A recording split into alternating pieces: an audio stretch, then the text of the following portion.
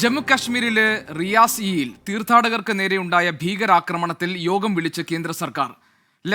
Lieutenant governor Manoj സിൻഹയാണ് ഉന്നതതല സുരക്ഷാ യോഗം വിളിച്ചിരിക്കുന്നത്. NIA ഫോറൻസിക് സംഘങ്ങൾ സംഭവസ്ഥലത്ത് പരിശോധന നടത്തുകയാണ്. 2 ഭീകരരാണ് വെടിവെപ്പ് നടത്തിയതെന്ന് Reasi senior superintendent of police പറഞ്ഞു.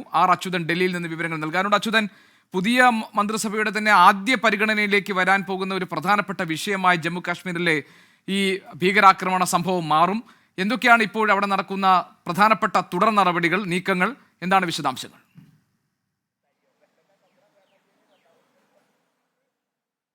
ഗോപികൃഷ്ണൻ, അതീവ ഗൗരവത്തോടെയാണ് ഈ വിഷയം നോക്കിക്കാണുന്നത്. കാരണം 10 പേരുടെ മരണത്തിനാണ് ഈ സംഭവം ഇടയാക്കിയിരിക്കുന്നത്.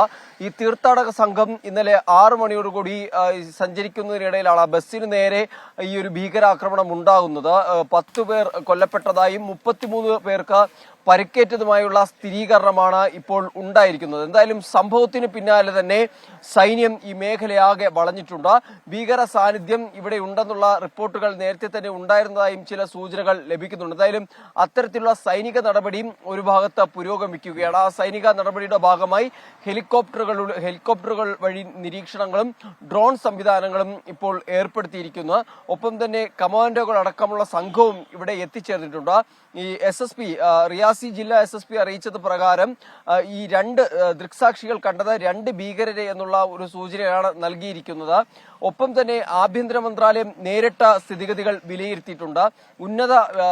സേനയിലെ ഉന്നത ഉദ്യോഗസ്ഥരടക്കം ഇന്ന് മേഖല സന്ദർശിക്കും. നിലവിൽ ഫോറൻസിക് വിദഗ്ധർ ഇവിടെ പരിശോധന നടത്തുകയാണ്. കാരണം ഈ വെടിവയ്പ്പിനെ തുടർന്നാണ് ബസ്സിന് നിയന്ത്രണം വിടുകയും ആ ബസ് ഈ കൊക്കയിലേക്ക് മറിഞ്ഞ് വലിയൊരു അപകടത്തിന് കൂടി ഇടയാക്കിയത്. പിഞ്ചു കുഞ്ഞുങ്ങളടക്കം നിരവധി പേരാണ് കൊല്ലപ്പെടുന്ന ഒരു സാഹചര്യവും കൂടി ഉണ്ടായിരിക്കുന്നത്. അതുകൊണ്ട് തന്നെ അതീവ ഗൗരവത്തോടു കൂടി എടുത്തുകൊണ്ടുള്ള ഒരു മറുപടി കൂടി നൽകാൻ ഒരുങ്ങുകയാണ് സൈന്യം. അതിന്റെ ഭാഗമായാണ് ഈ മേഖല വളഞ്ഞുകൊണ്ട് ഒരു തെരച്ചിൽ ഇപ്പോൾ പുരോഗമിക്കുന്നത്.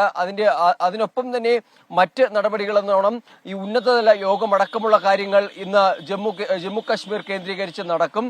ആഭ്യന്തര മന്ത്രാലയം സ്ഥിതി നേരിട്ട് വിലയിരുത്തിയ ഒരു പശ്ചാത്തലമുണ്ട്. ഒപ്പം ലഫ്റ്റനന്റ് ഗവർണറും മനോജ് സിൻഹയുടെ നേതൃത്വത്തിൽ കൂടി ഉന്നതതല യോഗം ചേരുന്നുണ്ട്. എന്തായാലും അതിനെല്ലാം ശേഷമായിരിക്കും കൂടുതൽ നടപടികളിലേക്ക് കൂടി കടക്കുക. ശരി, അച്യുതനാണ് വിവരങ്ങൾ നൽകിയത് ഡൽഹിയിൽ നിന്ന്.